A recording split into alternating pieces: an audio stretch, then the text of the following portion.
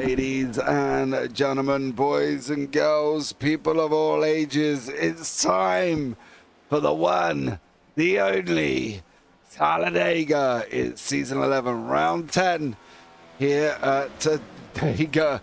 It's the Dega 75. I'm Jace Palmer, going to be joined in the booth by Kenton Sportak.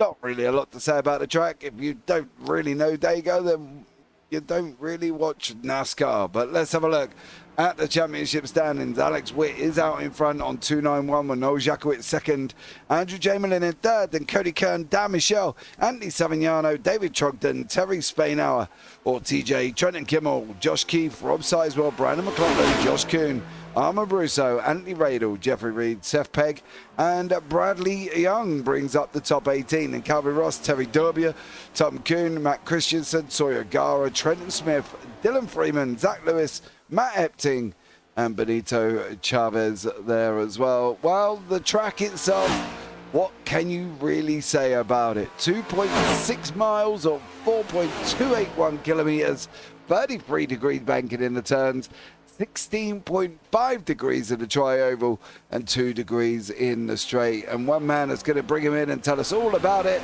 Mr. Kenton Sportak. Kenton, welcome back, bud. How are you?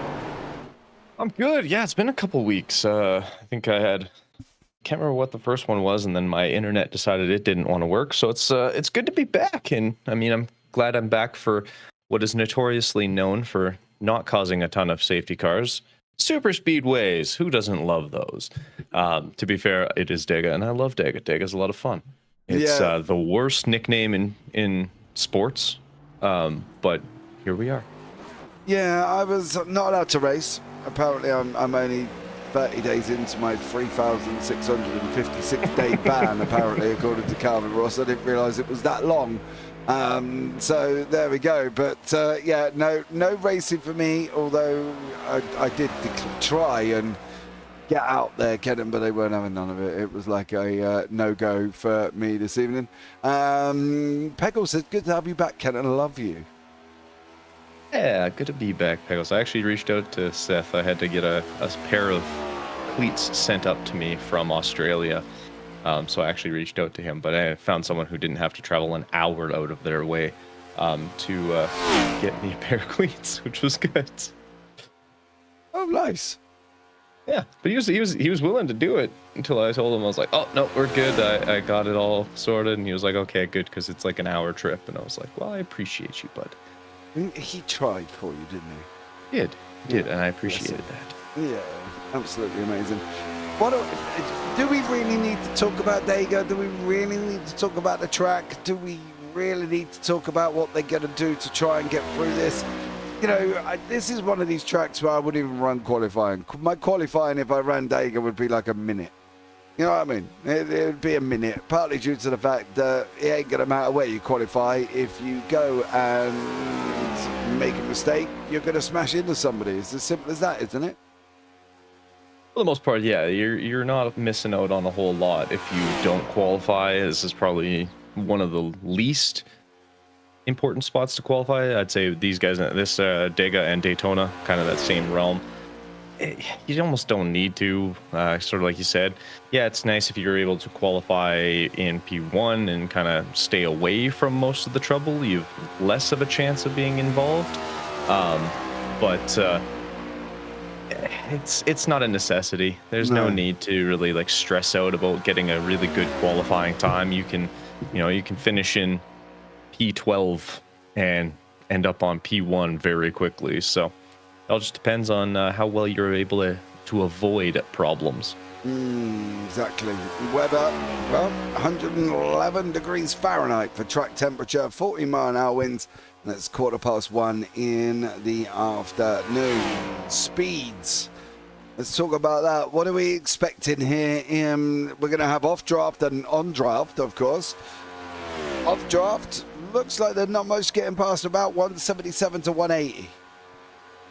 Yeah, it'll be around there. Once you start getting in the draft, obviously the more cars you have and the better they're working together, the easier it'll be. But I'd say you'd be looking low 200s, maybe at kind of the top end, probably sitting somewhere around the 100 and 195-ish sort of miles per hour. It's amazing how much it actually does for the car in its ability to kind of create speed out of seemingly nothing and seemingly just being extra air. So it's kind of fun. Yeah, I'm looking forward to this. I think this could be a very, very exciting race. Not for not generally like the overtaking situation. It's going to be whether or not we're going to see a 3-4 wide moment, which has been done, and we know that, and whether or not it's going to be something that these guys are going to try and achieve here. I think if you're going to go 3 wide, you could be in a little bit of trouble, Kenton, but if they send it even further wide than that and we end up having like a 4 wide pass here, how is that going to survive? Because you can see from the back stretches, 4 wide's going to be tricky if they start trying to play games like that. Yeah, 4 wide's not exactly the most sought after. Really, 3 wide's kind of your max, and even that can be a little dicey. I'd say 90% of what we're going to end up seeing is going to be 2 wide. You might get the odd 3 wide as someone tries to make a pass.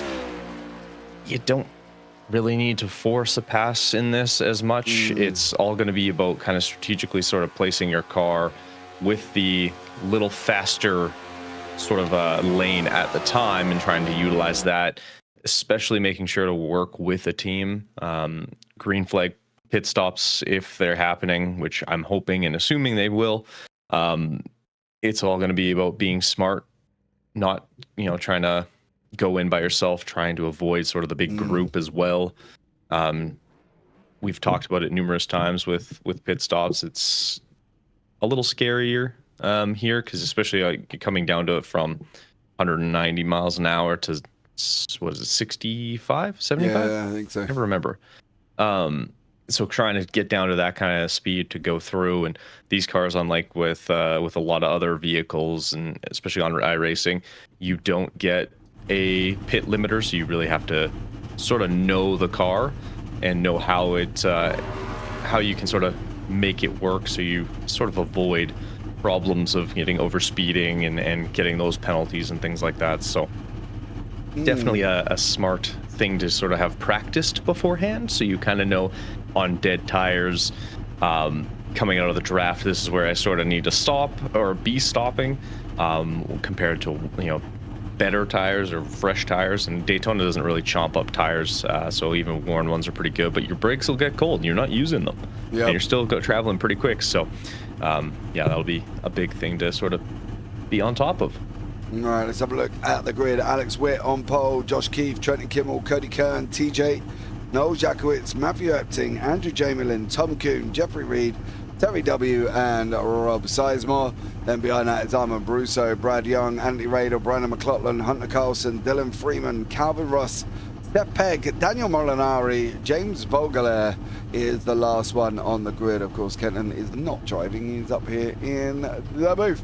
Billy Cooper, let's go TJ and Brad, and Happy Little Cupcake, let's go number 52, which is our very own Trenton Kimmel, of course, there at the same time. I'm interested to see why we've started halfway down the back stretch. Yeah, I noticed that. I was like, that seems odd. Very. Like, did I miss something? We haven't gone anywhere. Matthew Epting is not there. He is not quite sure where. Oh, Matt's in the pit lane apparently.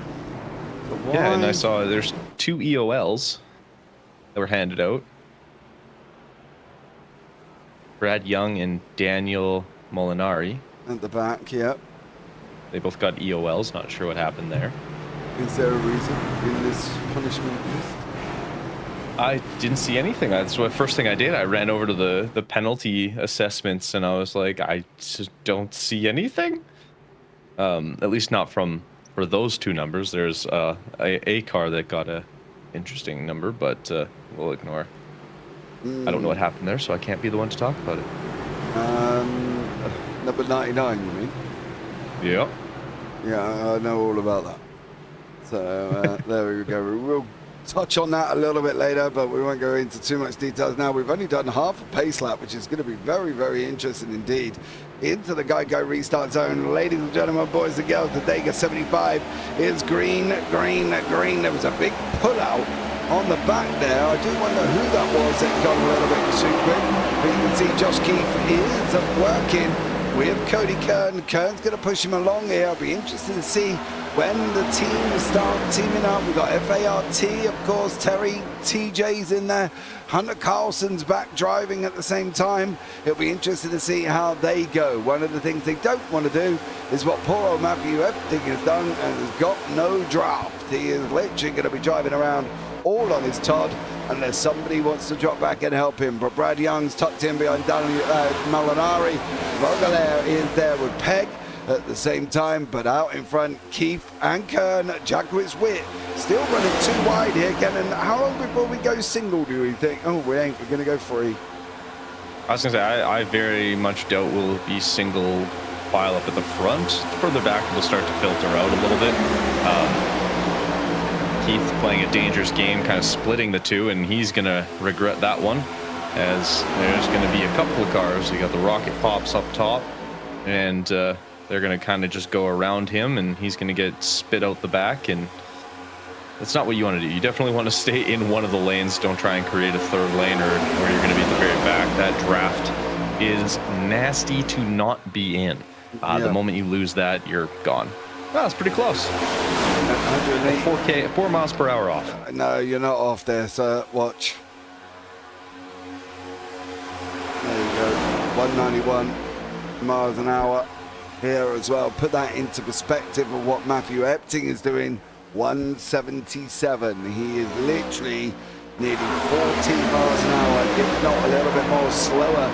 And that's partly due to starting in pit lane, and that seems a very bizarre way of opening this up. Lap 3 of 75. Stage break, of course, at lap 30. So we'll keep an eye and see when they hit stage here, how this one's going to work. I want to say Dega is strategic. Dega is, you know, knowing where you are, Kenton, and making sure your pit crew's right and everything else. But I fear the words of "you really want to survive, Dega" seem to be a little bit more appropriate. Yes. Dega, much like Daytona, it's survival is key. I mean, the more famous saying or version of that is to finish first. First, you have to finish. And that is nowhere more applicable than Daytona and Dega. And Dega, I find even more so. I find it's a little tighter through a lot of the corners. If like it feels tighter, it's not. It's just as wide. There's just as much apron, if not more, especially on the back straight. But it just feels not as. It feels closer and more kind of tight. I mean, I don't know if it's just because the top line really does hug a lot more. I find at Dega than they do at Daytona, even though Daytona has only 2 lanes, I think, on the corners. But yeah, it feels weirdly small, even when you're on the track here. So being smart, trying to kind of stay out of trouble, not the easiest to do, obviously, in plate racing, because you've got one incident can take out 90% of the cars without even a second thought. So just trying to survive the best you can, be smart as smart as you can, and don't try and force anything, especially, I mean, like we said, it's 75 laps or 70 laps left, and you know, being in first now, that's okay. Being in first now is wrong guy he smacked into. Being first at this point in the race is going to do almost nothing for you when you've got a stage break and at least one pit stop after that. Well, no, Jackwitz forced his way back in there. He didn't really sort of wait for a gap. He kind of made a gap. The interesting thing for me is 17, 18, 19, 20, 21 have all lost the draft. Now, for me, I can never physically understand how you can lose the draft, considering you're driving flat out, keeping up with the person in front of you. Yeah. Number one thing I usually see is people trying to avoid someone cutting in front of them. So they lift off, and then the car has to then sort of not spool back up, but like when you pin it down, it takes that half second for it to kind of catch back up. You start to lose that little bit of the draft, a little bit more. Then you start trying to like bounce between lanes, trying to see who's closer, who can I actually catch the draft off of. And then you end up losing more time because you're making all those little moves. Like the less movement you have, the faster your car actually goes. So like you see these guys coming off the corners and they're weaving like they're trying to make a basket. The less of that you're doing, the more speed you're going to carry, because any of that extra friction that you cause, it's just going to slow you down. So once you get guys trying to do that sort of thing, that's usually when they start bailing out, and then you get stuck. Once you get a little bit too far away, then you're in trouble. Yeah, I just wonder sometimes how and why and you know, how can you lose the draft in conjunction with Tom Kuhn nearly lost everything. Is Brusso driving a pink pony club? He is too. Yeah. Okay. He definitely is driving that as Armand Brusso. I can't answer why. Sometimes I find it's best not to ask the question why Brusso's doing things like that. I assume because he really likes the song. I think it's a song. I think, yeah, not a band, or group or whatever. I'm old. I don't know. I've never heard it before in my life. So apparently, it's gotten very big with like weightlifters. Yeah. For some reason. I don't know why. My wife was telling me all about it, and I just looked at her like she had 4 heads. So. Yeah. Yeah. Not my cup of tea. No, I fully agree. I don't understand any of it. As we're on lap 9 of Birdie, Keith, Kuhn, Ross, Carlson, Russo, and Kimmel still running. There is a little bit of a gap from Armand Brusso there, and that's going down. I believe that might be Andrew Chamberlain in that 65 machine. Terry W is now tucked up back behind TJ again. They were losing, or Terry was losing the draft. You can see Cody Kern dropping a little bit further back. Noel Jakowitz there as well as these guys start edging forward. It's interesting to see Vogelair, Daniel Molinari just got to work together here. They've got to do this. 188 compared to what Keith is doing at the moment at 187. So Molinari and Vogelair have just got to do that. The same with Brad Young and Jeff Reed, and the same with Matthew Epton and Dylan Freeman. They cannot afford to be doing this. They cannot afford to be driving around on their Jack Jones, because I can tell you one thing, going to be laps down before they even know it here, Kenton. And I think that really just shows how important the draft here especially is. Oh, it's ridiculously insane. Like if the two little groupings of 2 that are coming with 16, 17, 18, 19, 20, 21, those kind of groups there, if they're able to work together, like you can see these gaps that are coming in between cars up here. You've got the Keith and Kuhn are pretty tight together, and there was a little bit of a gap behind Ross. He's close to the touch, but then you've got behind Brusso, there was a bit of a gap behind Seth Pegg, or before Seth Pegg, and then you've got Radel and Calvin Ross. There's a little gap there. Those little gaps take away from the draft. Like really, you want to be as close as you can. Now, obviously, with being iRacing, it's a little harder. Net code can play factors and things like that, but you still want to be quite close. If these groups start not being able to work cohesively, and you start seeing these big gaps starting to show up, and they get further, more and more of them, that's when you start getting those a little bit slower. Whereas if these groups of 2, if they join up, like if it looks like who's that, Epting and Freeman, as they're slowly starting to creep up on the group of Reed and Young, if they're able to get together and have 4 of them working really well together, that's going to be a faster pack than 7, 8, 9 cars that are not working well together, and they'll be able to kind of reel their way back in. So it's all just work with your partner. You got to really trust the car behind you. There's a talent to both being the car bumping and the car taking the bump. for the bump draft. So you do have to be smart, and you really got to know how and when to sort of do both of those, and if they're willing to, and you're comfortable enough trying to bump through the corners. If you're able to do that, then all the more to you, but you really got to be careful about it. Yeah, I agree. Epstein and Freeman have got a little bit more gap than they really want. Keith's still running here with Hunter Carlson at the moment.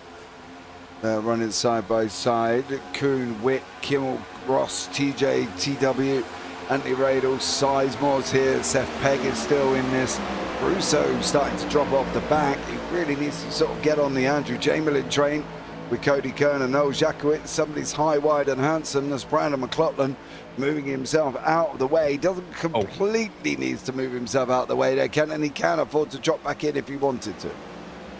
Yeah, I was going to say, he's probably going to want to try and drop in right behind Brusso there, reach into the... try and stay sort of attached to this group, though Brusso's struggling to keep up with that. If I'm Brusso, I want to actually drop down in front of, I believe that's Jamal or Jamelin there. Sort of keep some draft, because they're slowly kind of filtering out the back end of this here. Oh, there he goes. Now he's starting to catch back up to Sizemore ahead of him in the 56. But yeah, if I'm McLaughlin, stick here.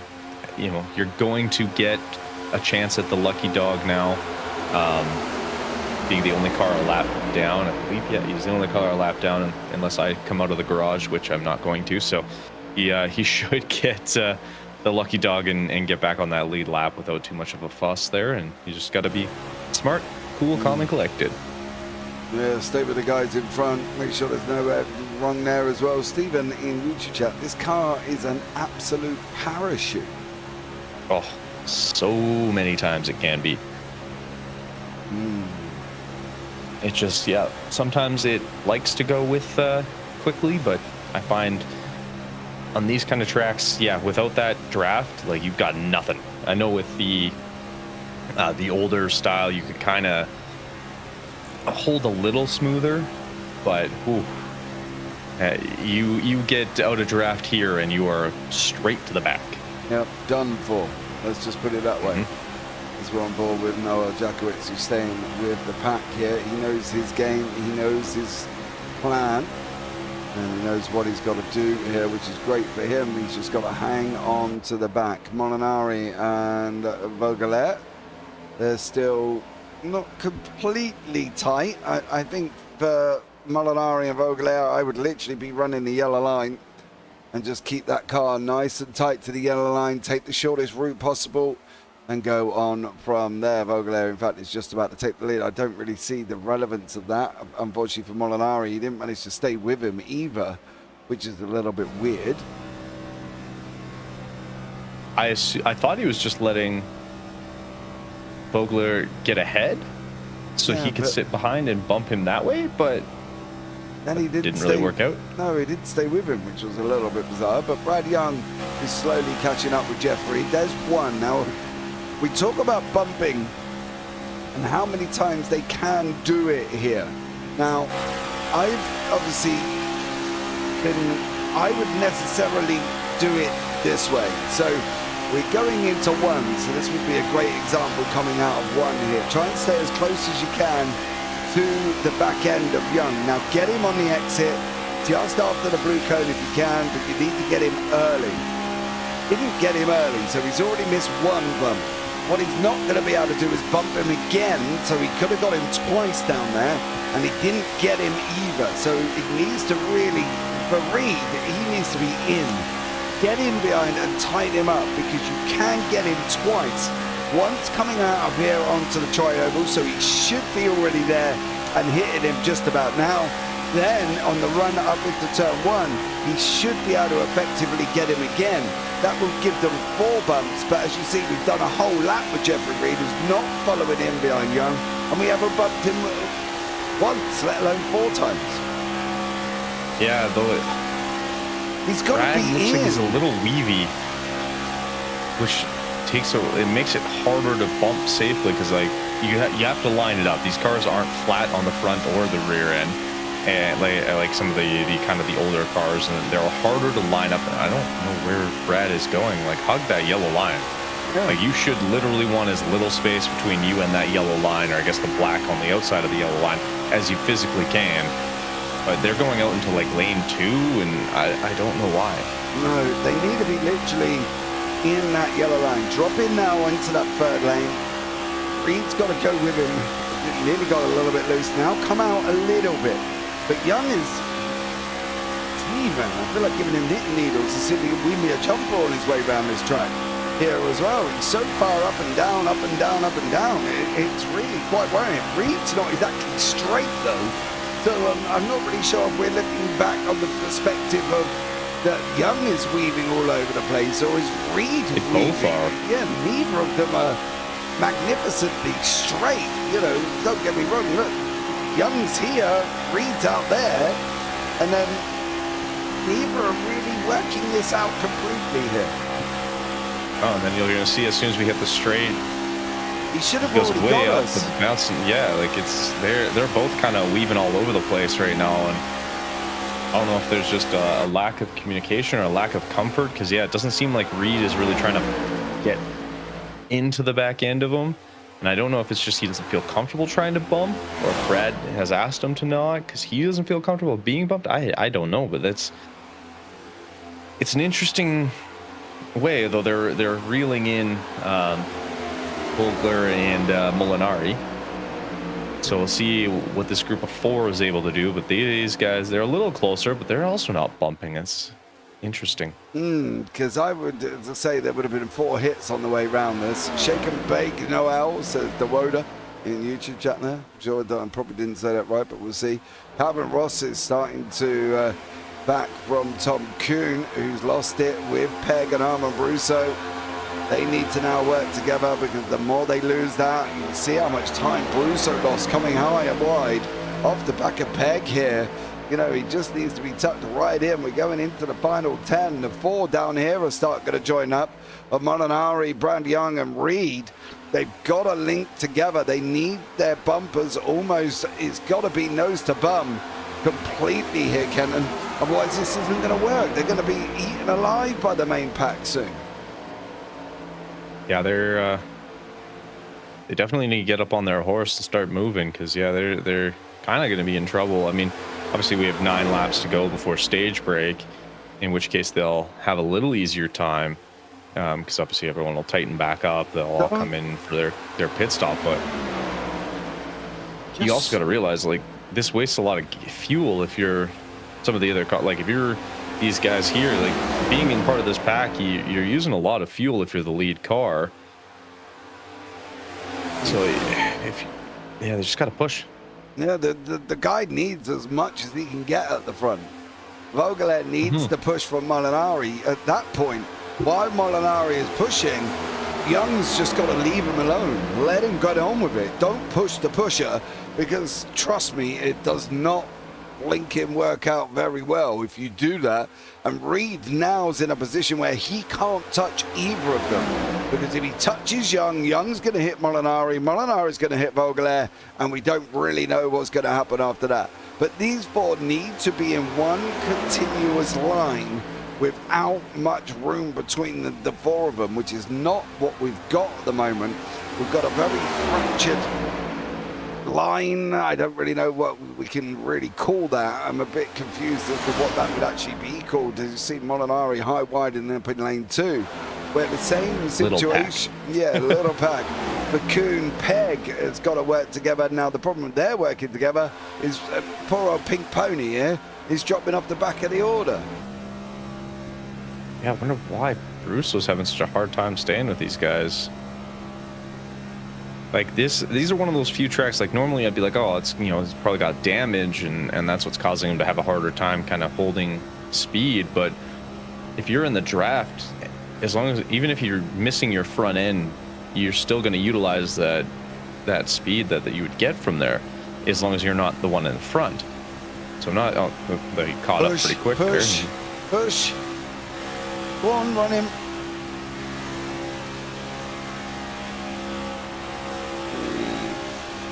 Oh, that was actually good, because Seth was right on the back end there of is that Kuhn? Yeah, he was right on the back end of Kuhn, so it was a good little. Oh, you can see, yeah, there is damage on the front of Brusso's car.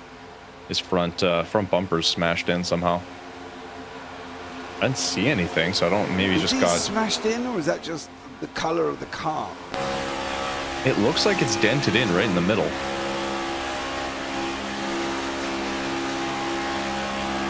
If he was closer, we could tell.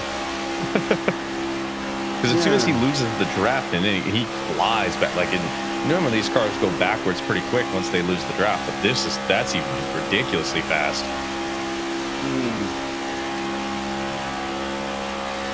Keep coming. Keep coming. You can do it. Why are we out in lane 2?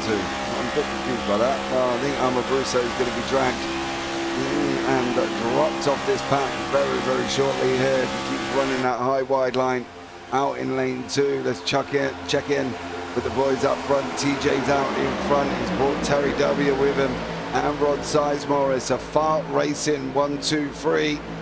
Is anybody going to be able to stay with him? Is anybody going to be able to do the job here? Or is this a Fart pull away, do we think? I don't know if that sounded right in my head when I was that sounded. I wasn't really sure how to take that statement at first, but it's also curious that they're driving in lane 2. Like I know these cars are very fast on the outside lanes of these plate sort of tracks. Like I know in Daytona, lane 2 was a lot quicker when you could get a group together. I didn't think it would be this much faster, and then because poor so McLaughlin just kind of getting dropped off again, even though he's already a lap down, but he's still everyone kind of went outside of him. I don't know if maybe he's part of the fart team and they just got away from him. Yeah, didn't like the smell. Just left him alone. Well, in their room is obviously the hamster, Brian McLaughlin, Hunter Carlson, Rod Sizemore, Terry W and TJ. So we'll see how that goes on here. The hamster. Oh, bless him. That poor guy. We ruined his entire nickname once. Yeah, and by now one thing. Now he's got hamsters on his car as well, I'd like to point out. So there we go. I did see that. Yeah, Mr. Trogdon's in YouTube chat. Takes 3 cars to push unless front car drags brake. I'd be very worried if he's dragging a brake in a plate race at Dega, but there we go. As we got 4 to go here. You can see the cars getting very, very spread. TJ out in front, TW in behind him. The Spain Hour 1 and 2, which we haven't seen for ever. Yeah, I was gonna say, I don't think we've ever seen that. No, me neither. Unless Brad Young, who's also a Spain Hour. Technically, Partially. yes, but technically. But I don't even think we've seen that, because the last time Brad and Terry were up at the front together, I'm pretty sure Brad got spun out by his own doing, but yeah. Yeah. So there we go. But at the moment, TJ's working with TW. Sizemore's in the back, giving him some defense. Radle's in there as well. And in behind that. 5 cars in the pits. Yeah, a whole bunch just went into the pits. What happened? What? Reed, Young, Vogler, Molinari. They've all gone in together. They even had like Carlson and Epting went in. I suppose you might as well. If you're not in the fight for stage, you might as well go in and try and recover something. But you run the risk of being a lap down now. If you're Armin Bruce, like Brendan McLaughlin's going to probably go flying past him. Like, I guess they're going to get the wave around, but it really didn't accomplish anything. It's not going to help you. I don't know. Going into the final 2 laps from this, unless you were out of fuel. Like, I don't understand that decision there. No. Okay, final lap before stage is coming up at the moment. TJ, is he going to get stage points on the board? Is he going to take that stage win? Or is he going to let Dad take it? Or is Rod even going to come along and snatch stage? These 3 are working well together. They've dropped off the Radle pack. Only by 6/10, mind you, but that makes a massive difference. Jakowitz in behind there. Alex Witt in behind there. Cody Kern is in this pack as well, but it does look like TJ is going to take stage win. Is he going to be able to get this, or is Dad going to come and try and grab it at the end? What do we reckon? Is Dad going to sit pretty? Well, ladies and gentlemen, hold on to your hats. because it's now going to come down to this. The bottom line's now working together as well, coming into the try. TW pulls out, TJ jumps the block on the bottom. Massive run from the guys on the outside line, but it does look like TJ's going to get it. TJ's going to grab stage win. TW and Rod Sizemore with Radel in fourth. So great job from the boys in the Fart group. And we're going to have a chat. Is this going to be a second one? Second one what? Second win for Harry? Shush. DJ? Yeah. Let's have a chat with a man that did just wrap up the stage win here as well, Mr. TJ Spainhour. TJ, welcome in, bud. Round one. You got one, bud. Do you think you're going to get it to the end? This is Terry Sr. Oh, hold on. Well done, Terry, on your second place, buddy. Well, thank you. No trouble. You know what I mean? Let me speak to TJ, though, because I ain't got that much amount of time on me. All right. But, Yep. oh, wrong one. How did I grab him? That was weird. Maybe that's because you were talking to me at the same time. I'm going to blame you. That's fair. I blame Jim. Yeah, I blame TJ as well. Hello. Hello, mate. All right. Well done on your victory for stage. Thank you, thank you.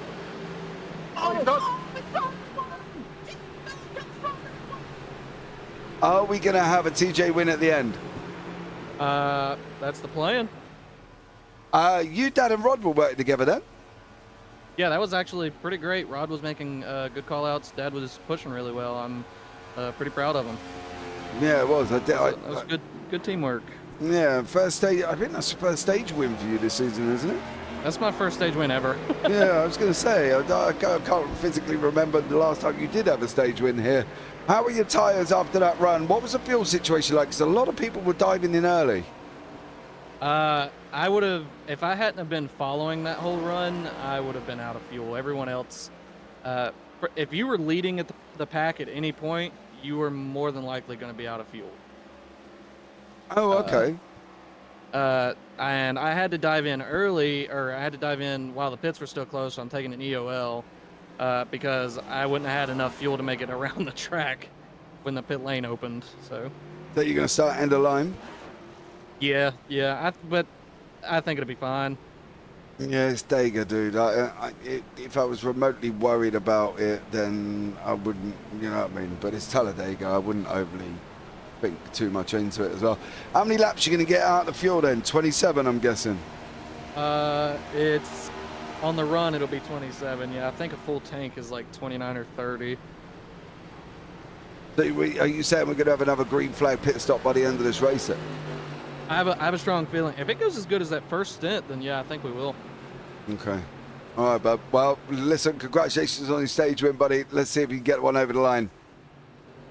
All right, thank you, bud. All right, man. Take care. You too. So, hold on a minute. Effectively, he's out on track in the lead, but then he's got to let everybody go through, right? Am I getting that right? Did he get? No. He had black flags cleared. So did TW. I have no idea. Okay. I guess yes. He's now letting people go through. I don't really know. On that one, Billy, woo! She says in YouTube chat as well. So fair play to all of these guys at the same time. Where is the safety car? Let's see where he is. Does he still? Who is that up in front of them? Safety car lights are still on, guys. That gives us a quick minute to hear from our sponsors.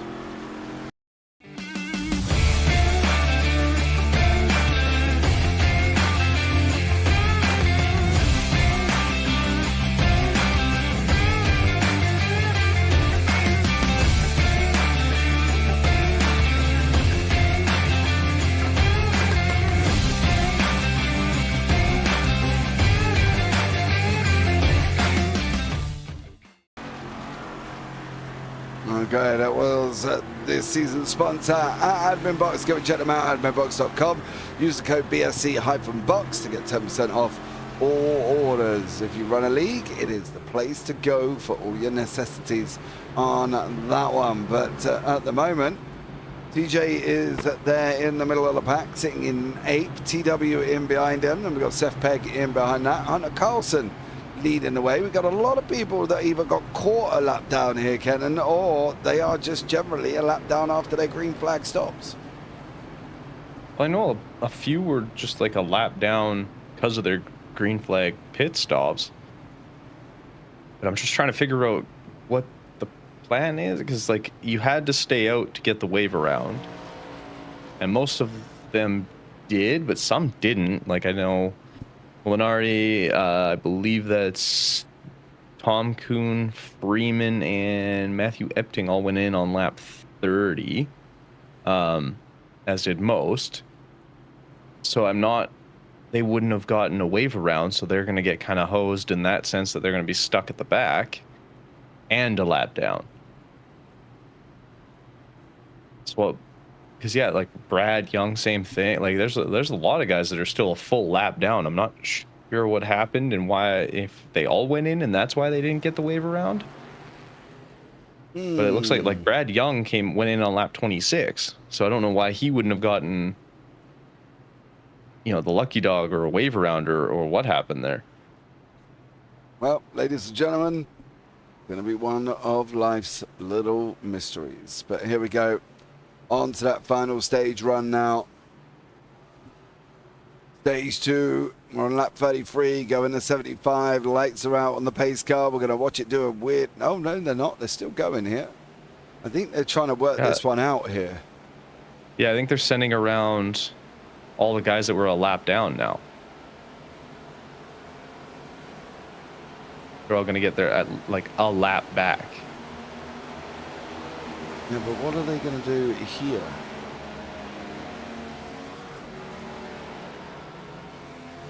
What do you mean? You're aware of what? Radel, Oh. pit lane, again. Well, I don't know. You don't know? I have no idea. I'm assuming he's just going to have to go out and he'll be a lap down.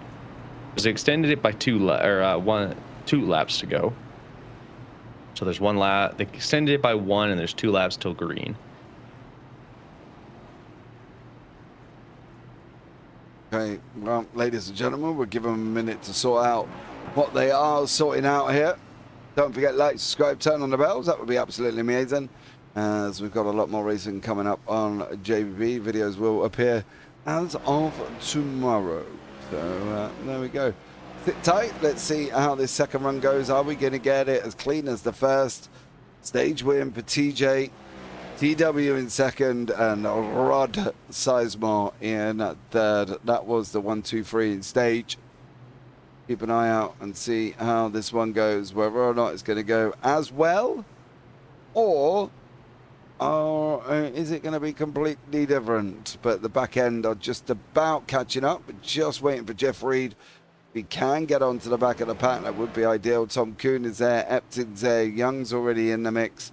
So let's hope these guys can hang on. And Anthony Radel is just joining there as well. So let's see how they all get on. Who's going to stay with who? Who's going to be able to get to the end? And whether or not people are going to start losing drafts. You really kind of don't want to. You want to make sure you're buried in the rear end of the person in front again, and to make sure you don't lose that draft. 100%, yeah. If you start losing the draft, you're, as we've seen, kind of hosed, unless a safety car comes out and is able to bring everything back together. But we're hoping for fewer of those than we've seen, or at least that I have seen my last few casts. It's I don't know how the last couple went, but yeah, I went about it. We don't want that. No, not too bad. Oh, that's good. Into the Geico restart zone, ladies and gentlemen. Stage 2 of race end is running. And at lap 34 at the moment, Alex Wick did not really go anywhere. Then we have just been told, obviously, there will be another green flag pit stop. Well, he just poor left old Rod out there on the outside and literally just strung him up like a trooper there. Keith is also tucked out on that outside line. There's no help coming from the top lane. Here he comes to save the day. Mighty Rod is on his way. Is he going to push Keith now? He's also got in behind him TJ. TW's in there at the same time. And behind that is the 599 machine of Vogelair. We're seeing whether or not this top line will be able to work together to pull themselves back round. But at the moment, it is looking pretty nicely that the boys from the FART here seem to be working together well. Yeah, they seem to be very clued in as to who can do what and who's good at doing which. And it seems to be working pretty well so far. Just trying to see. It looks like there's a little bit of a. TW's on the outside. Yeah. He went in high, wide, and handsome. And unfortunately, he is lucky. TJ's come out and given him that little bit of draft, kept him in front of Vogelair. Radle's trying to follow him through. They can see in the background the 21 machine. And Vogelair, all for his efforts, ended up going backwards quicker than he did going forwards there for Vogelair. So he's going to have to sit back in, try and tuck back in where he can. There you go. And he's in behind Brad Young, Anthony Radle, and the outside line comfortably at this moment in time. Brandon McLaughlin either got severe damage or he's just losing pace here. He needs Kuhn to pull him forward. And we'll see how this one all works itself out at the same time. So Tom Kuhn got to do the job, pulling into Jeffrey Reed, but at the moment Alex Witt leads the way. Lots of hustling, jostling going on. People sort of trying to make positions. That outside line again working well. All the FART boys are out on that side. TJ, TW, Brad Young, Rod Sizemore. Could be a very interesting race. I do love plate racing and the unpredictability of who's going to take the victory.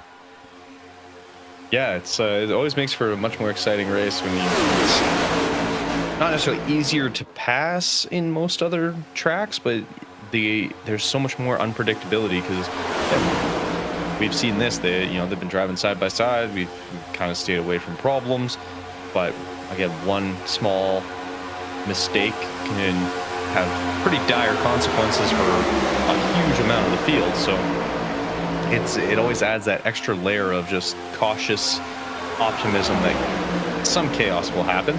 But as we move forward, it's who can avoid as much of that as possible.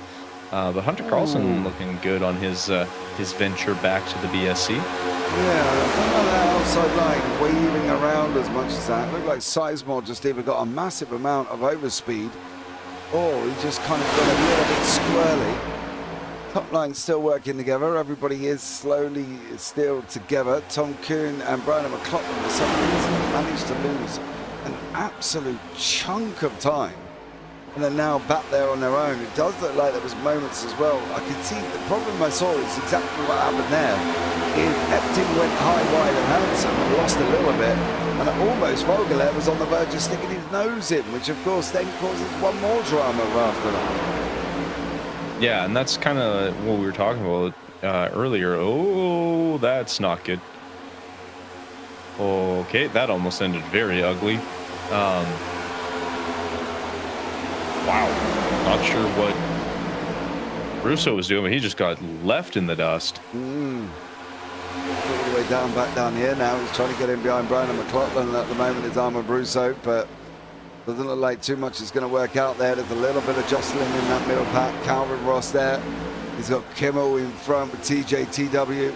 Still working that high line. Young's going to come and join them back up again as well. You can see Molinari leading the pack with Freeman, Epton, Vogelair and Reed behind him. Lots of movement going on here.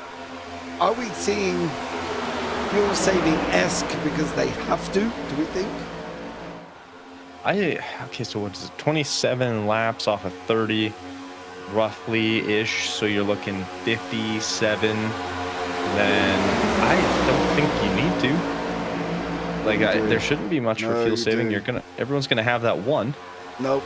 Figure it out. 30 plus 28. It's only 58. We got 75 laps here. That's what I mean. Like, and then it's less than 28 to get to the finish from there. So you shouldn't have to fuel save.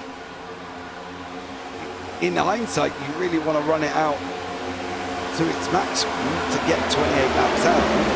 But you are going to have to at least pit once. once more. Yeah, and that everyone's going to have to pit once more. So unless your game plan is to like try and massive fuel save so you can, I don't know, get an overcut, but it's, you know, plate racing. There's not really a whole lot of overcut, undercut other than I went in with 3 cars instead of 23 cars. They need to do that. Like, yes. The vital importance of not going into the pits on your own. Well, God, Or with everyone. Or with everyone. Either direction. You want to you want that somewhere in the middle. Like ideally 3 to 5 is sort of what you want to go into the pits with. You start going in with more than that, you start, you know, running the risk of having to brake earlier and for longer just to get into down to speed because you got the car ahead of you trying to get down to speed, so you're having to brake more than them even. Ooh, Ross. What sounds like, okay, that's what happened to Baruso. What's that? His pedals disconnected. Oh. So there they turned off or whatever it was, so he had a little bit of an incident trying to catch back up and keep going. So that's why he dropped like a rock, because I was like, it looked like he almost just lifted and stopped driving. So he did. Not on purpose, but he did, basically. Yeah. See these lines, look. That line looks quite clean. They do. They look a lot better. That bottom line looks Swirly. everywhere. Although this top line did not look good going through turn 1 and 2. It's interesting that they're having so much trouble keeping a car straight. Right? You know what I mean? Turn your direct drive up a little more. Just a little bit more. Yeah, just get it a little bit more sort of comfortable where you can hold it straight rather than doing a lot of what we are seeing here, and that's a worrying thing. See Noel Jakowitz in there up behind Alex Witt at the moment. Witt leading that top line. Sizemore's in there. The 32 is in there as well. That's Hunter Carlson. Big sigh of breath from Mr. Kenton Sportak there. I saw Jamalin come up a little more than I think he expected to, and that was almost bad with Jakowitz and himself. But they did seem to avoid it. It seems like TW seem as having issues coming out of the corner onto those straightaways. It keeps going up real high. Albert Ross was nice there. He let Kimmel back in. Kimmel almost got shoved out. We've got 19, 22, and 20. So that's Tom Kuhn, Brian McClellan, and Armand Russo. The next pack in behind. Brad Young has dropped off a little bit. He wants to kind of just tuck back in. I would just go for that big old gap on the bottom if he had the opportunity. Thinking maybe we can pull it in. Can he pull it in here? That does look like he's able to recover.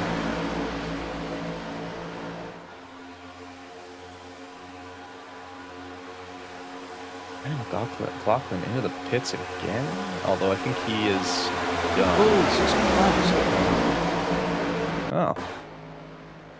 Oh, he manually, yeah, he just disconnected.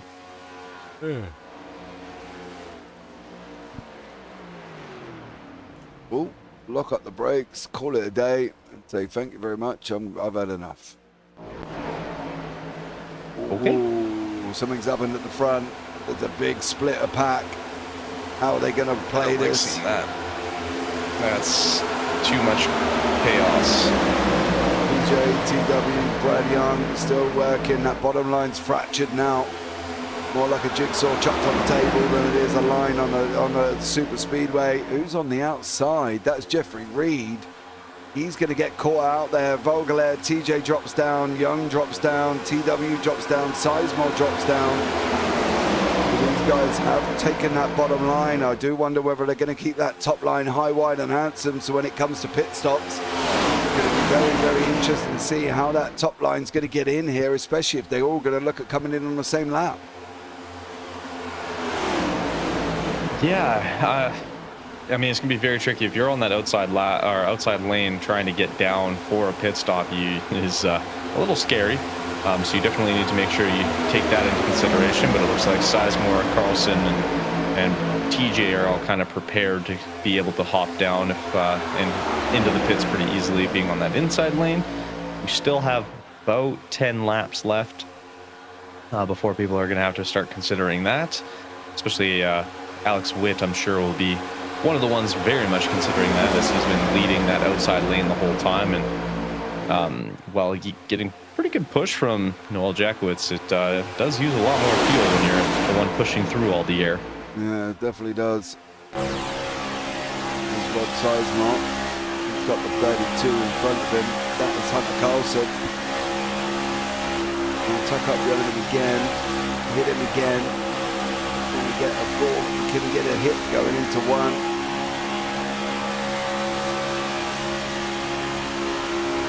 No, he cannot. No, he cannot. There's Noel Jackowitz and Alex Witt running there. Keep an eye and see how these guys are going, but it's going to get very, very hairy when it comes down to the pit stops. Bang, there's one. You're going to get him again, near enough if you can. I think he was just connected that whole time. Which actually works out better, I find. Like, if you can give the one bump and then get right up in there and just kind of push and not have to, like, re-bump, you're able to just kind of hold on to that sort of connection, you'll actually carry even more speed. Alex Witt going for the side draft there, eh? Yeah, he got very, very close indeed. Very, very close. Look at the fractureness of them. They're not, I don't even know if fractureness is a word, to be blatantly honest, but they're not sort of, there's gaps between everybody, isn't there, at the moment, and they need to all sort of be a little bit closer as they're running on 50. Is it going to be now starting to figure out where you're going to be, whether or not you want to be on the outside, on the inside? You primarily want to be on the inside, but you kind of don't want everybody coming up past you at the moment, which is what has happened here to that bottom line, led by Rod Sizemore and the 32 in front of Hunter Carlson. Has got Kern, Pegg, Jackowitz and Witt in front of him now. That outside lane got a good jump. The inside's looking better now. There's still a lot of gaps. And then, unfortunately, it looks like Reed just... Oh, that's... Oh, bro. No. Keep going. How far away are you? Oh, he's lost the draft there. Lost the draft there, unfortunately, for Jeffrey Reed. He hit the wall, came back down. I think he hit, I believe that was Epting, and then bounced right back off of him up into the wall, but stayed facing the same direction, so it's always no good. caution flag. No caution flag, but no draft. Ouch. Ouch, ouch, ouch. TJ's got to be a little bit careful, otherwise he's going to start losing it there as well. Keith in behind, Jamal in behind that, TW in behind that. Brad Young still sitting back. He needs Epton to go in front and pull him forward a little bit, give him a little bit of a helping hand, otherwise that back six are all going to start losing it. They're all going to have to link up together here. Epton's got a little bit of help from Calvin Ross, I believe, in front, who's just dropped down in front of him, so that's allowed Matthew Epton a little bit more draft. That's going to pull him forward, which it has done here. So they are still almost linked together here as well, Kenton. Yeah, they got to really focus at TW. It needs to... Oh, I did not like that. Keep his nose, apparently, because that's gone somewhere in the infield after that chop. But he... Fogelare. Oh, keep it going, man. Probably in a straight line. Calvin Ross said, get out of the way. Stop bumping us. Just shove Vogler all the way up. I think that was just bumping at the wrong point, I think. But they need to keep a hold of it here, otherwise they are going to be in a little bit of trouble. They've got to close that gap up. TW's got to keep it in behind Andrew Jamelin. There you go. Bring him all the way in if you can. Ross in there, Vogler, Epting, Keith. TJ, Sizemore, all in and around that. Pit stops are going to be very, very, shortly, I think. Being honest with you, I think it's going to be interesting to see how these front group lead it, whether or not they're going to decide that they're going to lead it together, or are the Breakfast Club of Witt, Jakowitz and Peg all going to dive in together. Yeah, I would be shocked if they didn't. This seems like, I mean, it's a great group. They know how to work together. They're obviously, I believe they're all in the same room together as well. Yeah. So they'll 100% be looking to do that. And I know Carlson, Sizemore, Spainhour, they kind of work together as well. So they'll more than likely be looking to go in and around the same time, maybe with TW, if he's sort of able to get in without losing too much. Because they're now, obviously, the worst thing that could happen is you get in if you're a little bit behind. Like, obviously, with TW, he's a little bit behind the Sizemore and Spainhour and Carlson. If he gets in and misses his pit stop or doesn't get into his pit stop cleanly, then you just lose more time, and then they go out and you're kind of on your own, and that's when you're going to lose a ton of time, which you don't want to do. No, you definitely don't. This is a circuit that you don't want to be losing that amount of time if you can help it here. Kind of want to make sure you're in and around a group, preferably not too many. Young's there, Epting's there, Vogeler's there, Ross is there, TW's still there in behind Jamelin. Jamelin's still in behind Keith as such. Keith in behind TJ. TJ's got Sizemore for company in front of that. Then Carlson. I'm interested to see how this is going to work. Are they all going to dive in together? It's going to be about another 3 or 4 laps, we reckon, before they've got a pit. This could be an interesting one to see who gets in where. Is this going to be the battle of the green flag pit stop? It's definitely going to come down to it. Those who have the cleanest sort of green flag pit stop with the least amount of problems with a team that also has no problems is going to have, kind of your best option. It's also about doing it at the right time. Obviously, if you go in too early, you run the risk of not having enough fuel if there are green-white checkers and stuff like that, which there definitely could be. It's late racing. Weird things happen very quickly.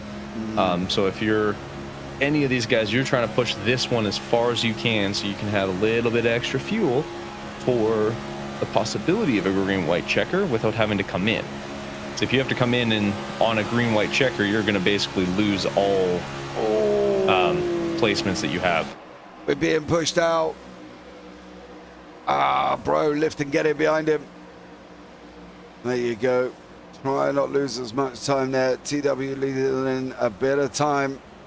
Should be able to make it back on this next part of the oval. Through the try they go. He's been up front all race. TW took second in stage. Vogler has decided he's coming in, but he's all on his own. Oh, brother. Oh!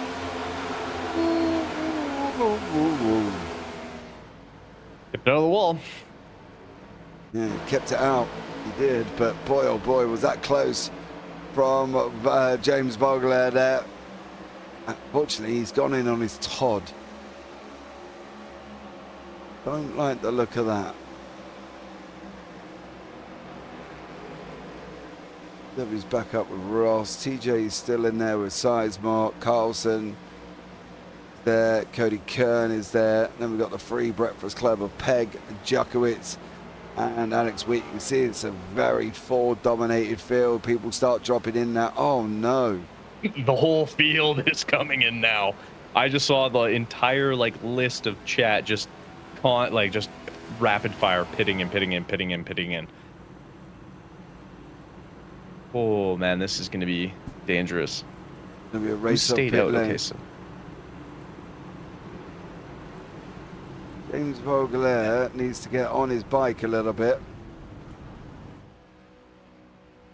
yeah, it looks like Jeffrey Reed is actually going to have a phenomenal.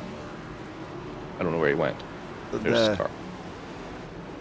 He's going to skyrocket basically to first place. Jackowitz out, Pegg's out, Sizemore's out, Carlson's out, Witt lost a little bit. Where is... I don't want to touch Reed at the moment because I don't know where he is. I think Jackowitz is going to likely to be coming out with Pegg. Apparently he's not. No. Don't know how Reed went from 20th to 18th by passing the entire field, but okay. Is he already... Unless he's left down? He's still a... No, he... Yeah, oh no, he is. But he's blinking like crazy here. Looks like. Yeah, can't really get he's ahead. Yeah, he's ahead of everybody. But I guess he must have been a lap down. There is Sizemore. Got Carlson for company. Witt. TJ's a little bit further down. He got stuck behind Ross, Freeman, Kern, Keith. How did TW get on? He's got Young for company. Now these two need to work together. We've got to keep this thing going, otherwise they're going to be struggling here. Same with Cody Kern, Dylan Freeman, Carlson, Ross, TJ. His group have got to start moving forward as well. This is led. Cody Kern a little bit up the road. Alex Witt's in this pack. Jackowitz is away with Pegg. Pegg's got Sizemore and Hunter Carlson for company. So hold on to your hats for the last 17 here, Kenton. This is going to be an exciting one. Oh, they got a run on Jackowitz there. They almost were going to blow right through him. It caused Alex actually to have to hop out of line. Otherwise, he would have slammed into the back of Hunter Carlson there. They just got so much of a run up on Jackowitz because Jackowitz was obviously at the time solo. And the downside is they had 7 cars behind him. So that was unfortunate. Yeah, that almost caused a problem. But I just got eyeballs open today, so that's always good. Yeah, this group's closing in here. They were 1.8, they're now 1.6. That's Dylan Freeman, yeah. He's the one leading this little pack here with Calvin Ross, TJ, and Jamal in there. Yeah, 1.5 now. Cody Kern. Epting looks like he's all on his Todd. Trenton Kimmel's there with Vogelet. TW's got Brad. They've got to catch up to the group in front yet as well. 16 to go, or 15 I should say. Well, no, 16. I think the stage count's a little bit peaked on. So we'll hide that, but we've got 15 to go, and this is where it's all going to get very, very interesting. Cody Kern's group are being caught at a rate of knot for Calvin Ross, TJ, and Jamelin. And they go straight past them, Kenton. Will they catch them and just run that high line and then say, see you later? I mean, if I'm them, why not?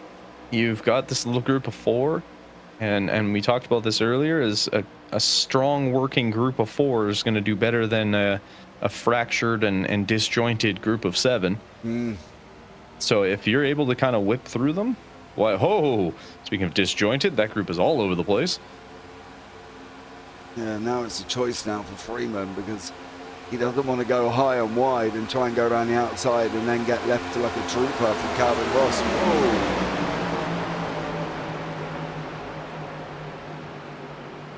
That's 16, so the Volgo Over there.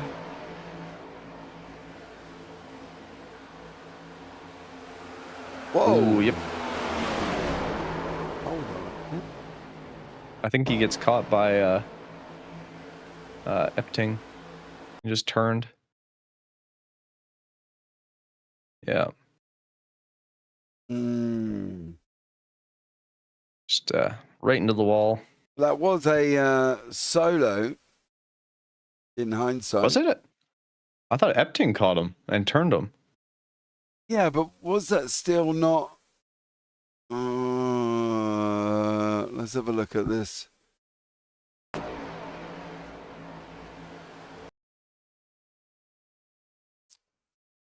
Hard. There we go. This will be. Oh, bro. Oh, yeah. He hooked him. Yeah.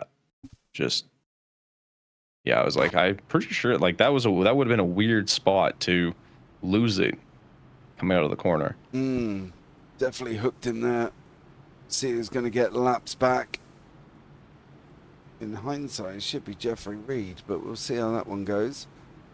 TJ's still in the pack. TW is now getting back onto the pack. Young there as well. Jacko is still leading the way. 14 to go. It's been a very clean run. You can see we're only on caution number 2. So that's not been too bad at all, to be honest.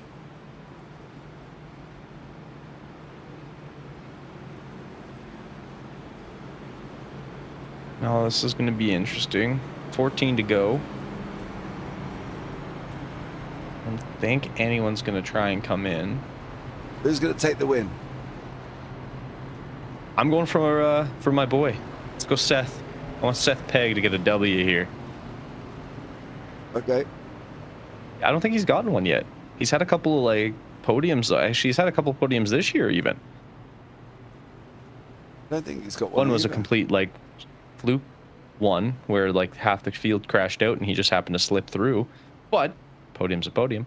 They don't ask how, they just ask how many. Exactly. Seth there. So yeah, I actually want think Seth to get the win. Okay, fair play. Kind of agree with you on that one, really. Jakowitz has won, you know, Witt's won. Sizemore or Peggy, maybe, both of them. I don't think Rod's taken a win at all. So, yeah, I agree.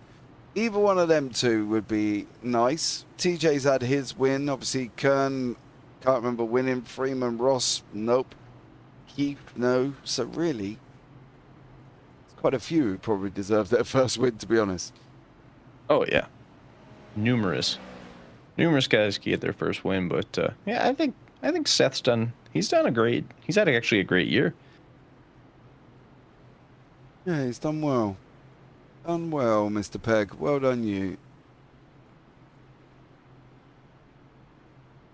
Well, going to find out very, very shortly. The lights are on still. They should come off with about 12 to go. So hold on, ladies and gentlemen, because the next 13 minutes is going to be fast and frantic here as we come to the end of the Dega 75. Barely clean Dega, to be honest. I mean, you ruined it now, but yeah. That'll be all right. It'll be all right. Excuse me. I'm going to rely on these guys driving clean. I agree. I agree. Cheesecone will be coming up shortly. Which way is Jakowitz going to go? Seth's already made his stance inwards. Jakowitz high, wide and handsome.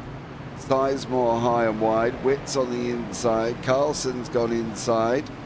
Keith Freeman's gone high and wide. TJ high.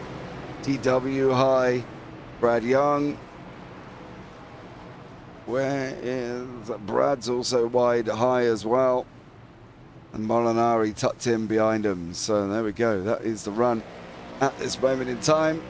Noel Jakowitz leading away with Seth Pegg in behind Alex Witt there as well. BCL trying to control the front of the field by the looks of it.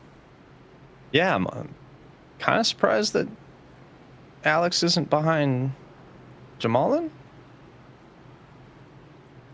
Why? Interesting. Because they've worked. I mean, Alex Witt is always good at pushing for Noel Jakowitz there. He seems to, or sorry, not behind Jakowitz. I was looking at the 50. He's not even there. I saw the 65 car, and their liveries are almost identical colors-wise. It threw me. I'm surprised Witt isn't behind Jakowitz. There we go. Words in English. Thank you. I missed 2 weeks and I completely forget who everybody is, apparently. I was going to say, I'd be a little bit worried if he's going to drop all the way down to 12. What? You don't mean he's not going to try and help out back there? I can't see them all of a sudden just lifting and going, come on, Andrew, you come in front because I'm going to push you. There we go. Okay, so back in the real world. Yeah, I'm curious as to why he's not behind Jakowitz on that, but obviously Seth is still part of that group, so maybe they're going to try and get Seth the W. Are they trying to control both lines? Dangerous Probably, game. but we've seen the outside line be faster, which is why I'm surprised Alex didn't go up to that high line. All closing in now. A run to the end, 12 to go. Molinari's leaving a gap. I'm not quite sure I'd be wanting to try that. If I was Bruce and Wado, I would have been like, dude, what the blinking nor are you doing? Jacobs has got a jump, but I will tell you now that jump is going to be irrelevant in about 100 meters time. Pretty much, there you go. Pegs dropped in behind Witt. Jakowitz come down. They did work that front end together. Now it's all going to be on the outside line. Sizemore gets the tap from Keith. Is Keith going to be able to push Sizemore all the way along? Is that's going to be the plan, is it, for that outside line? Because I can tell you one thing, that would be my plan. Calvin Ross getting a little bit close to TJ. TJ working up with Dylan Freeman. Freeman with Keith. They've got to try and beat that front group, haven't they? They've got that outside line's got to try and work and bypass that bottom three. And it's going to be tough. Like, Alex has been basically inside the rear bumper of Seth this whole time, and Seth's just been kind of tucked in. That's not going to help. Olsen's now picked up the mantle for the high line. There's free wide at the back with Molinari. I'm not quite sure if that's a right thing to do. If I was young, I would be a little bit of whooping myself about now. That's not Need where those I want. brown pants. Yeah, I would not want to be there. Dropped inwards, to be honest. Yeah, he did. He had to come away and stay out of the grief. But Jakowitz, Peg, Witt, Kern, outside lines coming again. They've got another head of steam led by Keith there. With Carlson, Sizemore, yeah, TJ, TW, and Brusso. Got to rat closer though, Kenton. They've got to be closer. Yeah, they're you can see the gaps are almost a car length between Keith and not Sizemore, sorry, that's Carlson and then Sizemore, and there goes Keith. Off he goes. Young's going to put Brusso out there as well. I think Young's in a prime spot either here. He needs Keith to get a little bit of hurry on. Russo's going to be pushed high and wide with Epton. Young Armand. Whoa. That was like missing your junction on the motorway and going from third to first lane there to try and make that way in there for Armand Russo. He did manage to make it work. Fair play to him, but boy, oh boy, was that close. Steve PCR with Alex Witt. Jakowitz controlling front ends of both lines. They're trying a tough scenario here of trying to control both lines. Yeah, I mean, they're pretty, and because I want to say that is Cody Kern a part of that group as well? I honestly don't remember. Don't know, he's in the same chat with them. So then, yeah, there's a good chance he's probably same part of that sort of group, or at least they're talking to it. Yeah, I mean, gotta use whoever you can to sort of lock out. Makes it harder for everyone has to go around you at that point. The problem is, though, if Kern goes, the 86 goes up, you know, there is a chance that Alex Witt could get strung out here. If that line worked together and then all of a sudden just Kern pulled out, Carlson pulled out, and everybody in and around him pulled out, like there's a Rod, like not Dylan Freeman, TJ as well, there's no reason that Witt's going to manage to hold on to that line here. I mean, it's holding on, but Seth and Noel are just kind of moving better. Even without Calvin Ross really being able to push them, he's been kind of a little further back, but we got our caution.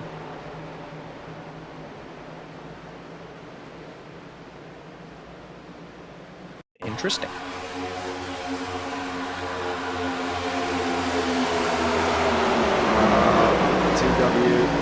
Keith just I don't know if that was. I think that might be on Keith. It looks like he kind of comes up. Like, TW gets out wide. Yes, 100%. Let's see, he's. Oh, no. They both kind of meet in the middle. Meet in the middle, don't they? Yeah, they definitely, yeah. yeah, there's just only so much space. And well, then let's see who's got. Because okay, so 6 laps. You're probably looking at 5 laps. So probably start getting. Yeah, I think we're gonna be. This will be a green-white checkered in the end. Gonna be a straight run to the end. See how this goes. How is this going to go? That's the question. Yeah, I'm curious because it's so Jack Woods is probably going to take the inside lane. If I'm Seth, it's debatable if you want to go low or go high. Depends where Witt puts himself. Well, Peg has to choose first, right? Yeah, but he would have already talked, right? They would have known. No, I guess, yeah. Witt's going to sit there and go, I'm going high, you go low. You know what I mean?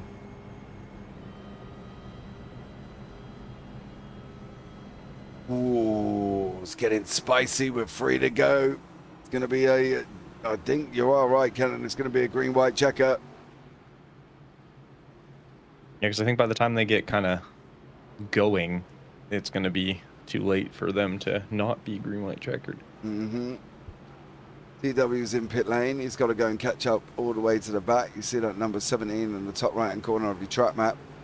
He's motoring along at the moment to try and catch up to the bottom of these. Keith's also in pit lane, managed to got the car back.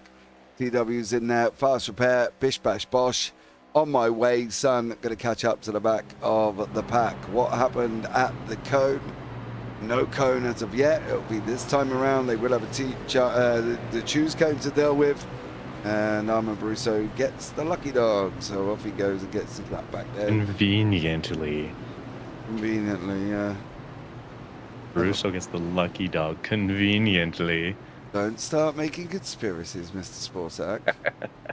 That's chaos. Yeah, I know that generally gets me in trouble, so don't start doing that.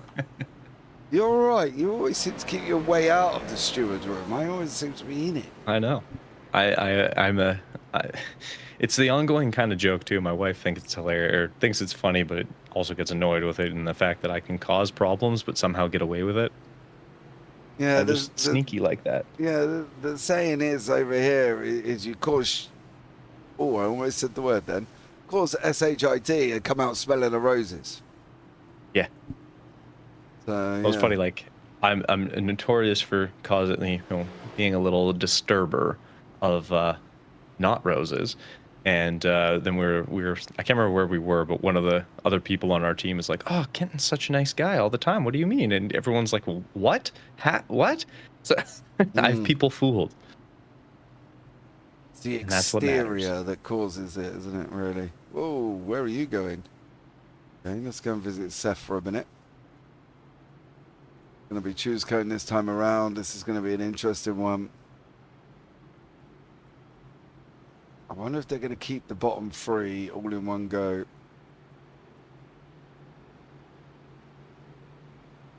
And that outside line will be free. Here we go, ladies and gentlemen. The most vital, important choose cone you're ever going to see in your life here. Who's going where? Who's going which way? I don't really know where I would go, to be honest, Kenton. Where would you go at this moment? What's my top? Interesting. I'm Seth. I'm going low. Yeah, you did. You have the entire inside. Like, yeah, you're going to have a little bit more push from the outside lap, but you have less space to travel. And Calvin Ross is behind you. He can push pretty well. I'm going to guess that after you. Jamalin, who we've seen him give some pretty solid push as well. This could be interesting. I mean, Jack Woods does get the... He will still start it. So he will still have the advantage that way. He's just on that outside. So it kind of just depends on how well everyone else gets off. Yeah. Well, we're going to find out very, very shortly. 3 to go here at Talladega.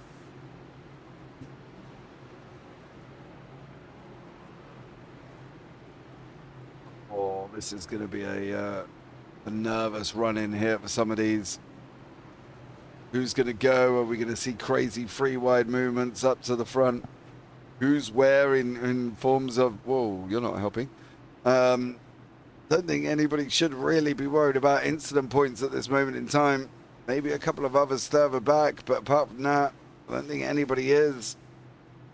Russo's joined onto the back of the pack. He's 3.58 seconds away from the lead.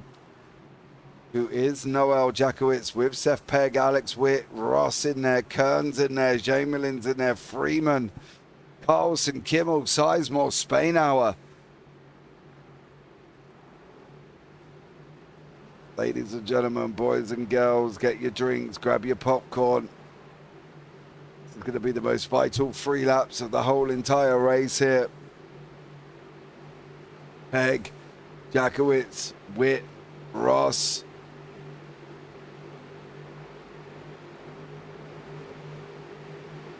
Seth, back it up, back it up. Oh, really go anywhere. Bottom line got a little bit of a standstill. Oh. That's a con. I'm not sure what happened there, but Seth just kind of stopped, and that caused problems.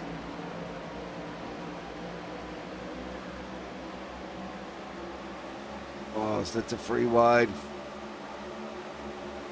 Poor old Freeman's just gone back. TJ's coming forward with Sizemore. They're leaving Kern out high and wide. Carlson's bringing him along.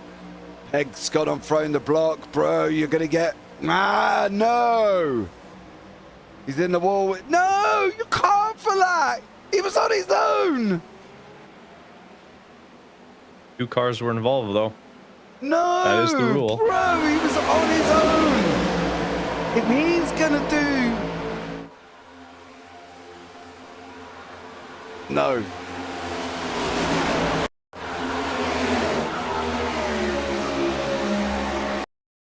That move, the high line move, fine. That bottom line, that next move, no. No, no, no, no, no, Sonny Jimmy. One I will give you. The block on the high line, this one, because he blatantly went up to block that run. I get that. But as soon as Carlson comes on the inside, there is no reason for Seth to come down on him. And there you go. There's the move down from Pegg. One tap puts him round. Next tap puts him in the wall. For me, I wouldn't have called that a yellow.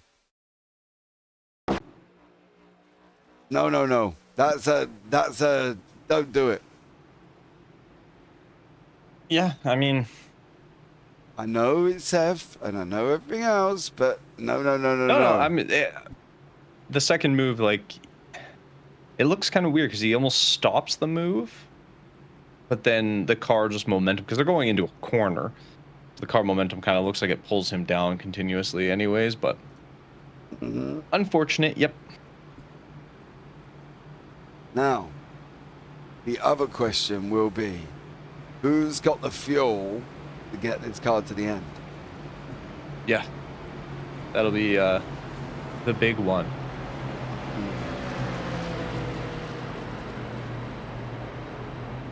Steph's in pit lane.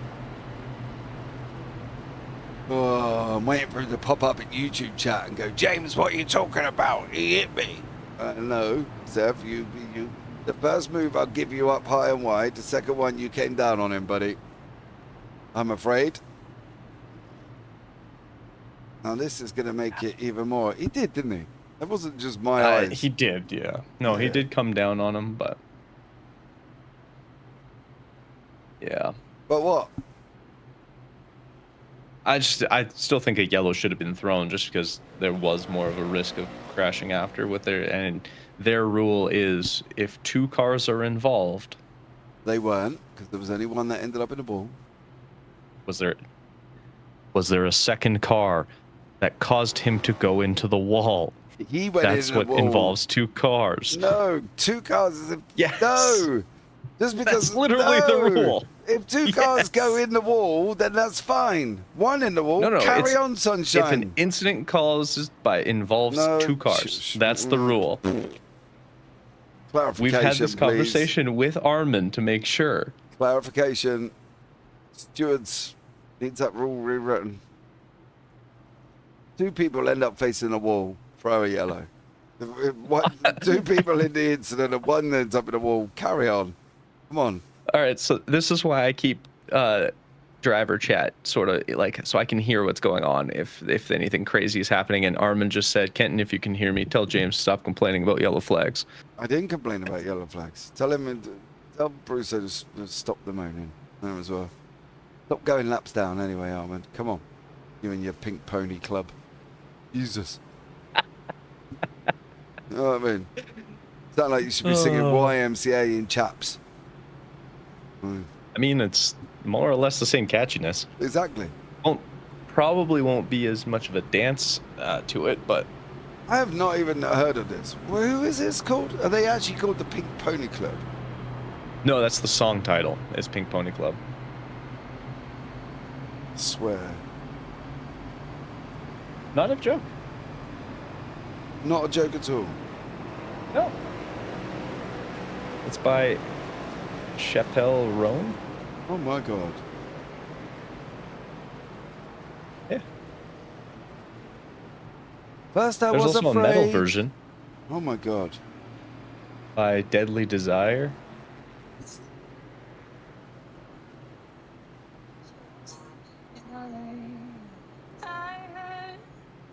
Are you playing it right now? Yeah, you hear it. Oh my god. Okay, well, that's the end of that one. Jesus. And he says to me about stop moaning about yellow flags. Bro. No. Just no. Just definitely not. As well, you can see some of the laps led from some of the guys there. Noel Jackowitz led for 22 laps. Calvin Ross not led for any. Alex Whitting behind that led for 25. Carlson's led for 13. Cody Kern got 1 lap. Andrew Chamberlain none. Keith none. Oh, Keith actually got 6. Fair play to him on that one. But it's Noel Jackowitz out of the lead. Right, shoes cones are up. Jackowitz and Witt have gone high. Kern's gone high as well. Calvin Ross has gone low. Carlson and Jamelin. Sizemore in there. TJ's a little bit further back. But here we go, ladies and gentlemen, boys and girls, people of all ages. Hold on, because it's now going to kick off once more. 3 laps to go. How is this one going to work out? Is it going to... Whoa.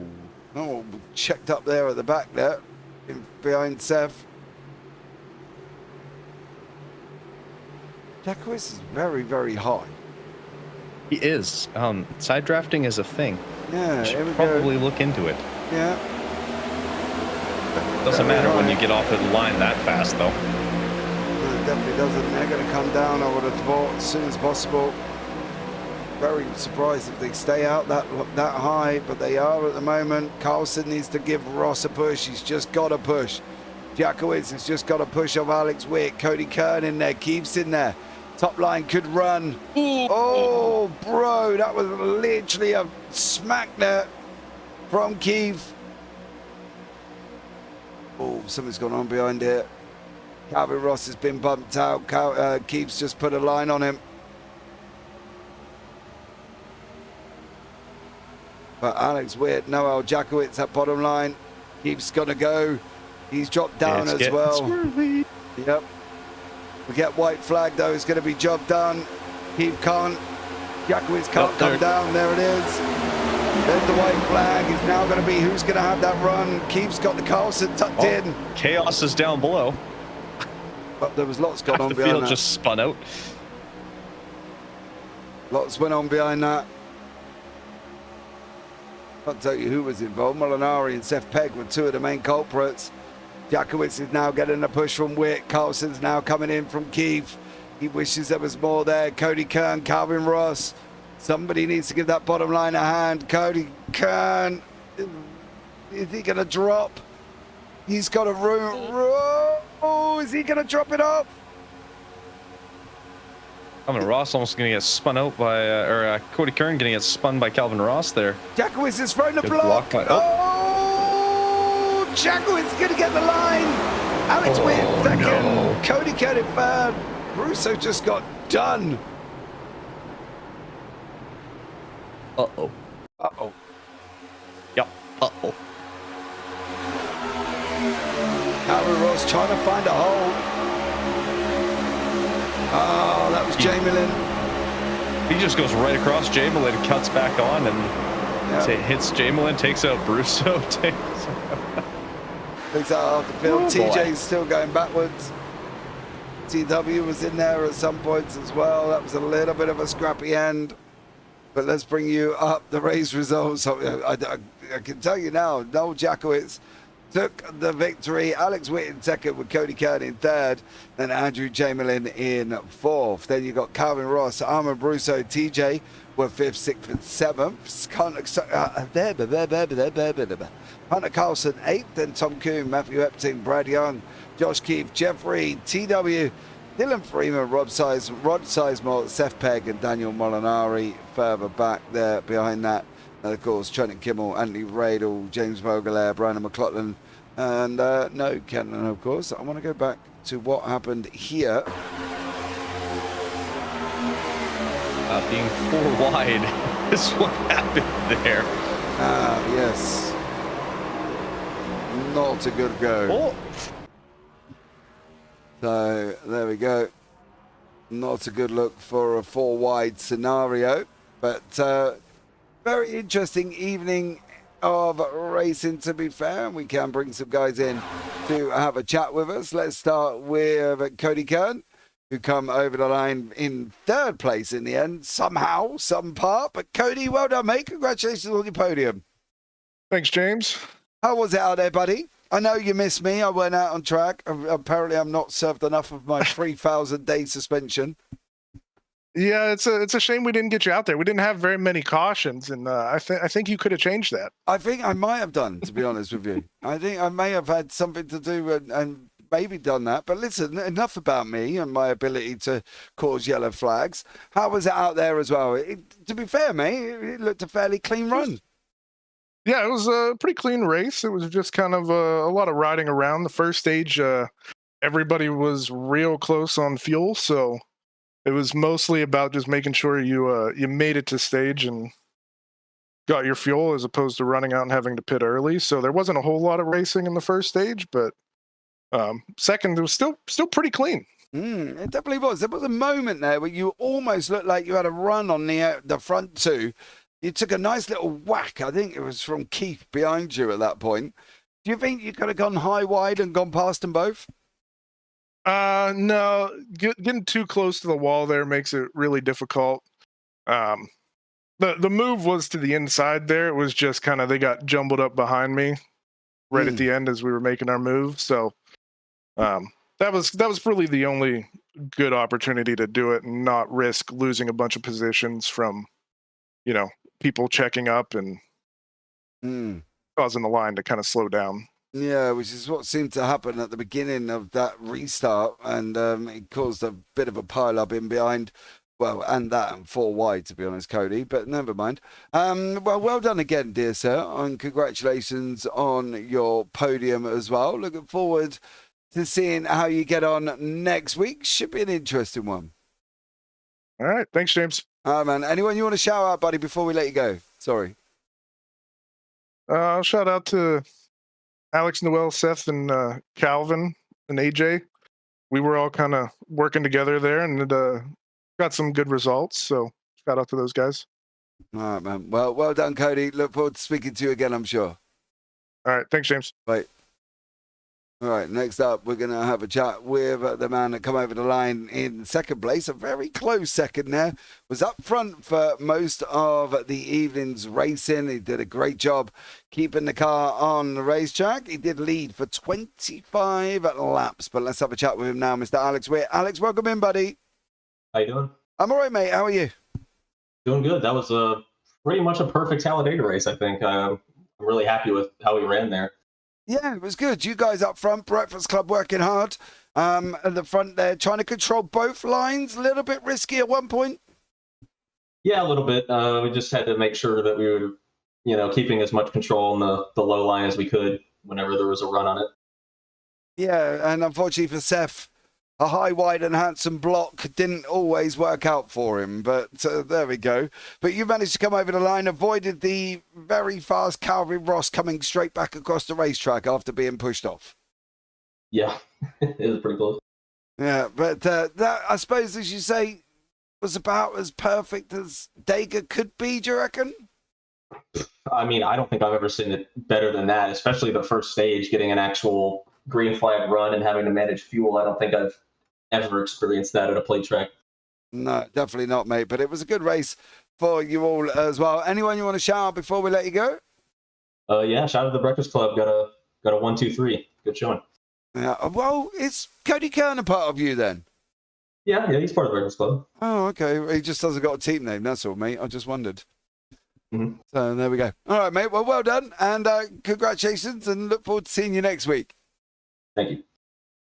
All right, next up is Mr. Noel Jakowitz. Took the victory, coming over the line there as well. Noel, welcome in, bud. Hey, how's it going? I'm all right, mate. How are you? Wow, pretty good. That was something. Holy hell. That was clean.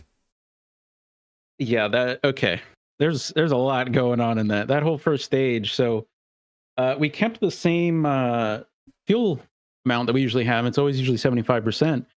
And usually there's a caution or two. It becomes nothing. This time, though, no caution. So you can run about 27, 28 without saving. So that's why you saw like some people trying to either fall in line, save, do all these things. Other people running flat out, hoping for a caution. So that was really interesting. Just trying to stay up front for stage points while trying to save at the same time. I know it's not everyone's cup of tea, but it was unique. So that was a lot of fun. Yeah, it definitely was. Got a hell of a stop in stage 2, got out ahead, and was lucky enough to keep it there on the caution. So yeah, a lot of fun, actually. Yeah, it was, mate. Get a nice little push from Alex Witt, Cody Kern in there as well. You led for 24 laps, gained 5 positions as well in the process. Not a bad even in a racing, really, when you think about it. Yeah, pretty good, actually. Usually you're like, it's Talladega, like anything can happen, and, just play it safe, play it cool. And I don't know, it kind of worked out somehow, got out of Talladega with a 0x. I don't think that'll ever happen again for me. So no, I don't know. We'll see. I got to agree, mate. That's probably never going to happen again in your lifetime. It's probably not. No, definitely not. But well done, buddy, on the win. Anyone you want to shout out before we let you go? Yeah, Breakfast Club on the podium. Always love to see it. Had a lot of fun. Again, the entire league had a bunch of new people out. Shout out you guys, keeping it safe out there, and having growing the field, having fun.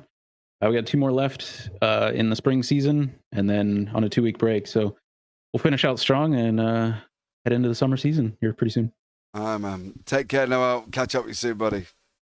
Yeah, appreciate it. See you guys. Thank you, man. All right, next up, we do have the big boss man himself, Mr. Armand Brusso, who's decided to come in for a chat. I'm sure to discuss the fact he's got a Pink Pony Club livery, but let's see what he says. Hi, Mr. Brusso. I will take no talking crap about Chapel Road. This is a safe place. There's no disparaging Chapel Road. She's an artist. We gotta put some respect on her. Never heard of her before in my life. She's literally just one singer, upcoming singer at the awards. Like, come on, man, you got to get out a little bit more. No, I don't actually. I spend my time at racetracks and doing this wonderful job I do, and I've never heard of this individual before in my life. So, and probably won't hear of her again unless you run the livery more often. You'll probably be walking at the grocery store and you'll hear it. You won't know you're hearing it, but it'll be there. Oh, okay, mate. Anyway, moving on from the subject of your beautiful livery, I'm sure. How was it out there for you?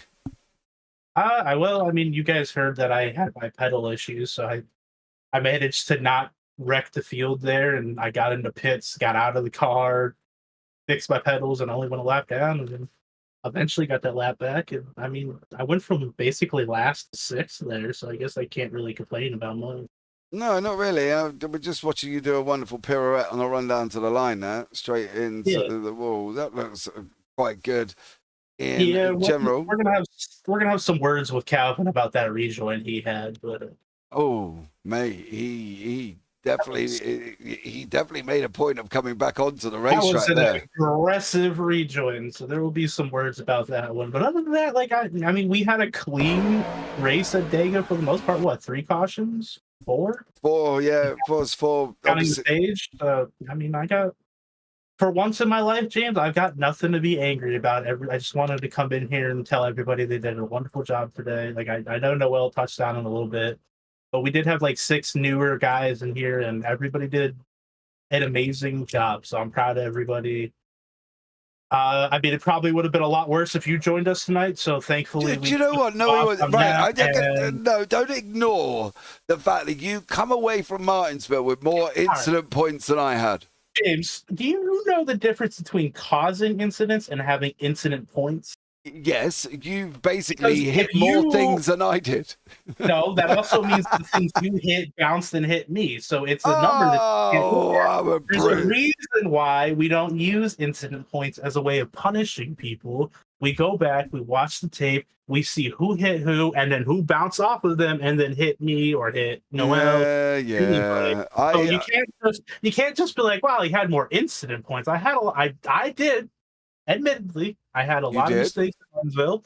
I won't say it. I won't deflect like you. I made my fair share of mistakes, and I will own my mistakes. But you cannot use incident points as a barometer. I caused 5 out of all of them. I watched the broadcast back. I haven't counted, but I would guess that I caused less than 5. No way.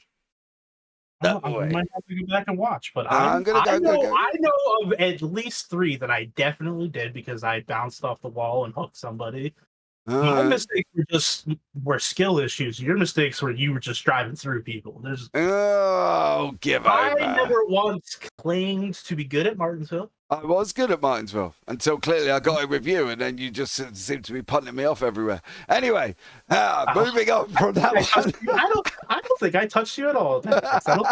We were around each other a lot, but I don't think we actually ever touched each other. Yeah, generally probably facing the wrong way on each other, Mr. Brusso. We just murdered everybody else. We didn't touch each other. We just did some murders elsewhere. Well, there you go. That works out for me. But listen, dude, I'll catch you next week. It's going to be an interesting one as we're heading off to 2 more to go. Texas Motor Speedway. Yeah, as long as people, we build on this progress we made for these past couple of weeks, including Darlington when we ran clean when I wasn't here. We're headed in the right what direction. does that tell you? You weren't here when they ran clean. I was here tonight. We only had 3 actual yellows. That's because you come back. Oh, but that's what it was. And I also didn't cause any of them tonight. All right, mate. Well, listen, Mr. Brusso, it's been a pleasure. I'll catch up with you soon. Have a good night, guys. Take care, man. Bye. Oh, it's full of denial. That's all it is for Roman Brusso. Kenton, final word from you. Well, after that lovers quarrel there, we are on to Texas next week. I mean, I'm excited about that. Texas is a lot of fun. It'll be a very interesting race and a little different from this. Obviously, is not quite the same full bore, full speed, and I feel like there was going to be a couple more cautions, but we'll see. It'll be exciting. All right, guys, that's going to wrap it up. Thank you so much for joining me. Don't forget to like, subscribe, and turn on the bells. And it'll be great. But join us next week as we head to Texas Motor Speedway. I've been James Parfitt. I've been alongside Kenton Sportak. And as always, take care. Have a great week. And you never know, we might see you on the track sometime. Good night.